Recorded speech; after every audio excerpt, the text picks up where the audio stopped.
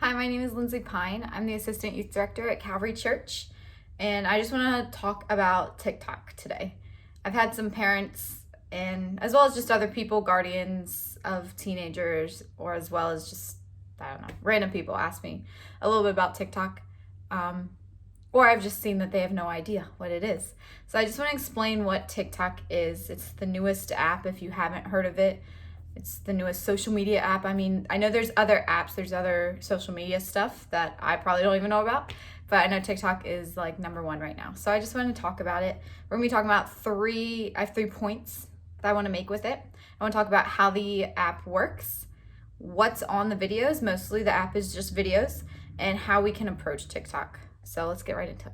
How it works, it is an app, like I said, and it's 15 to 60-second videos that you can create. What I think is famous about the app is the editing software in it. Students are able to edit crazy stuff. There's cool transition videos, voiceovers, like dances. It's like it's a lot.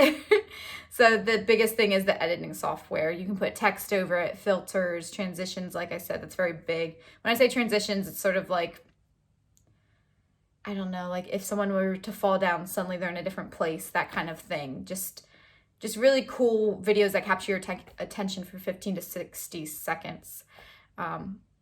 So that is the basics of what it is. On the app, you're seeing videos from around the world. So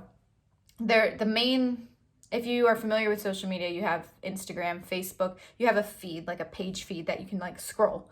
So TikTok is the same thing. You have a main page feed.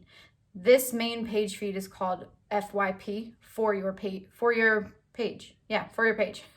And what pops up on there is they're not friends. What's different about this is you don't have to follow it for it to pop up. So on Instagram and Facebook, you have to follow something for you to see it on your feed. TikTok, you don't have to follow it. The thing about the For You page is that TikTok sort of figures out your interests and then shows you videos based off your interests. So I'm just going to read what their website states. It says, like many websites and apps, our platform uses cookies and other tracking technologies such as software development kits, pixels, and local storage. These technologies allow us to store information or gain access to information stored on your device to enable certain features and distinguish your device from others.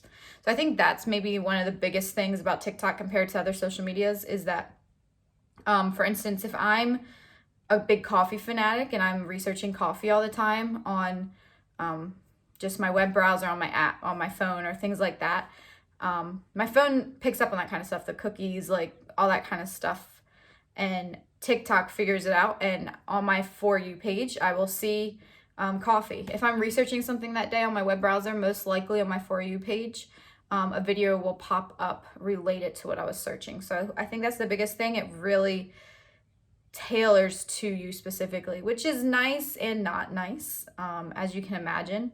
But we'll get into that a little bit later. This is really just me talking about what the app is and sort of how it works. So the For You page is where the hub of the app is focused.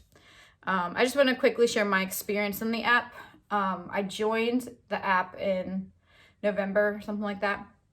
And when I joined, I was a little skeptical because of things I heard about it. I was just like, I don't know what this is, but I know a lot of teenagers are on it. I know that I've seen some of them and they're not all bad, so I'm a little confused by it. So I joined it, and everything that was coming up on my For You page at the time was strictly about the gay community.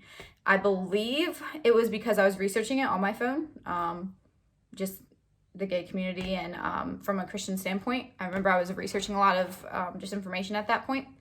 So I think that's why it popped up on my For You page. But I remember being a little shocked just because it was very normal. It was 15 to 60-second videos that I'm swiping, and that's all I was seeing in my feed. My second experience is that if I like Christian TikTok, so just to explain the For You page, again, it's tailored for your interests. So I have a friend who loves cats. So she's liking like cat videos and She looks up cat stuff for her cat. So her For You page is a lot of cats.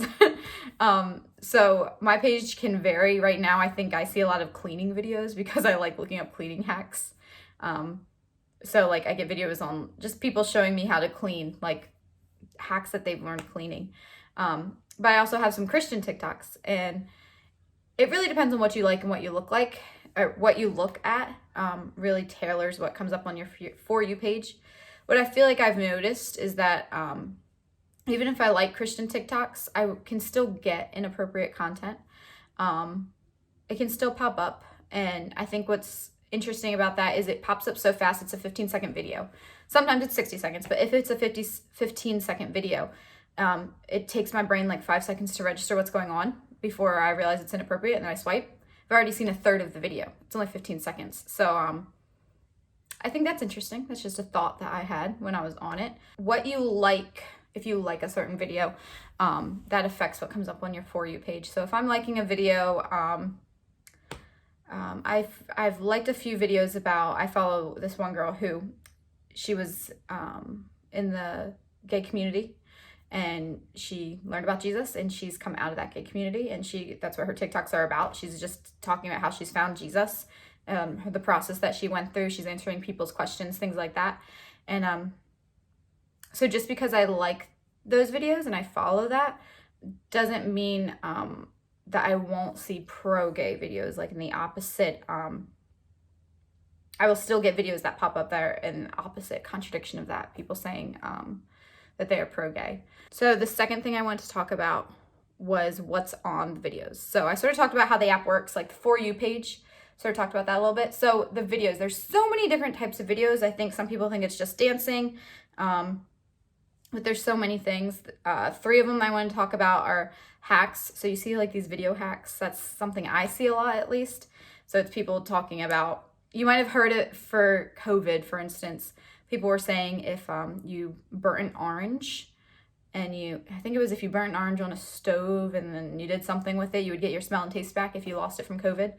That was a TikTok hack. You saw a lot of people on TikTok doing that. So you see videos like that, like these hacks that people figure out, and they're on TikTok.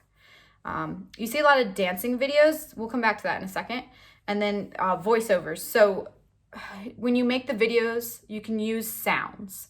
So the biggest thing is, this is a video right now. Someone could take this video and put a sound over it, or they can put a voiceover. So if Brandon, that's my husband if you don't know who he is, if Brandon's talking in a recording and you put that recording over the video, that's what a voiceover is. So sometimes those are famous as well. It's people like mouthing the voiceovers. So that's another type of video that you'll see sometimes.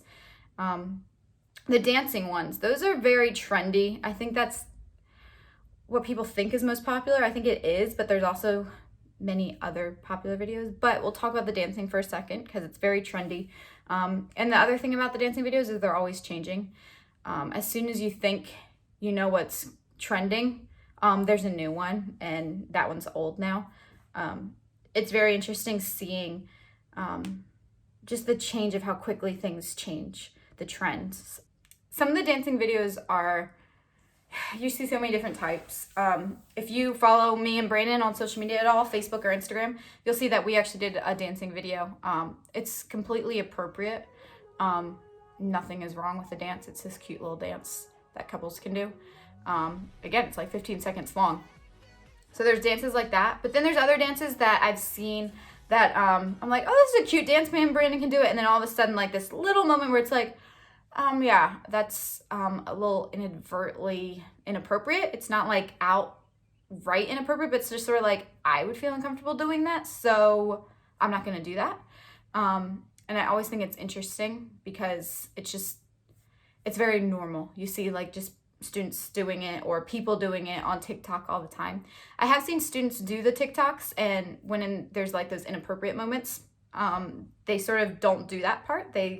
When it comes to the dance, they'll do something a little different.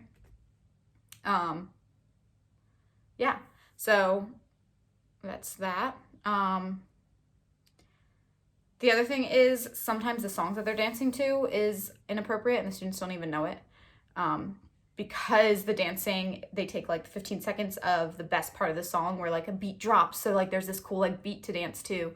So it's not necessarily that the students are hearing the inappropriate parts of the song, or it isn't an appropriate part of the song and they don't realize it because they're just looking at the dance, or maybe they do. That's another thing. Like, there's just so many songs to dance to. Again, if you follow Brandon and I on social media, I didn't do it. I had a student teach me the dance. It was Shackles by Mary Mary. There's a dance to that. It was great. It was fun. So there's fun stuff like that, but sometimes there is not. So the last thing I wanted to talk about was how we should approach TikTok. I am not a parent. I work with teens, so I am not telling you how to parent. I just wanted to come up with a couple questions that maybe you could ask your students related to TikTok if you are not on it, if you don't know what it is. If your student is already on it, or if your student isn't on it, I'm not suggesting either way.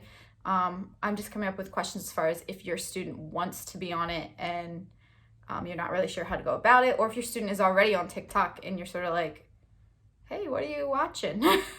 I thought these are some good questions to ask them that aren't, they're inviting the student to talk about it. It's inviting the communication so that you can discuss right from wrong. The first question is, how do you distinguish if something is inappropriate on TikTok? So if you just tell your student like, hey, you can get on TikTok, just don't watch the bad ones. It's sort of like sending them to the mall and telling them not to talk to strangers, I think, because there's strangers everywhere at the mall. What if a stranger approaches them? What do they do? So the question is, how do you distinguish if something is inappropriate on TikTok? So most likely something inappropriate will pop up on TikTok. How can the student handle that? But the reason I asked that question is it's not just a TikTok kind of question. It's just a world question, because if it's not TikTok, it's going to be another social media platform. It's happening. Instagram's changing a little bit more towards the TikTok. They have a For You page now as well, I believe. So whether it's on Instagram or Facebook, you can get random things on Facebook. I was talking to a friend the other day about how you can get random text messages now that are very inappropriate, and it's scam or spam. Scam. It's a scam. So the question is not just for TikTok. It's just, how do you distinguish if something is inappropriate in general? What do you do in that moment? But specifically for TikTok, you can ask that. A second question you could ask your student is, there are many opinions on TikTok. How will you formulate your opinion on subjects and topics that come up? So you'll see opinions as far as like political. It gets pretty political. I've been surprised at how much students know. They know way more than my generation, I think. As far as politics, students have more of an opinion on it. So politics are just morals, right and wrong. There's many opinions on TikTok. So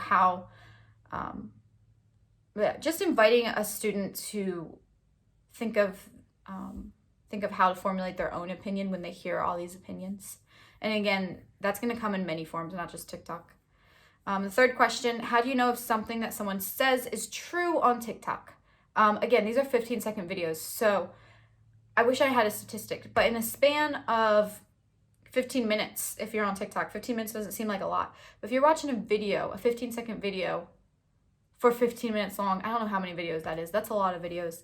And the information going inside your brain, at that point, how do you know if it's true or not?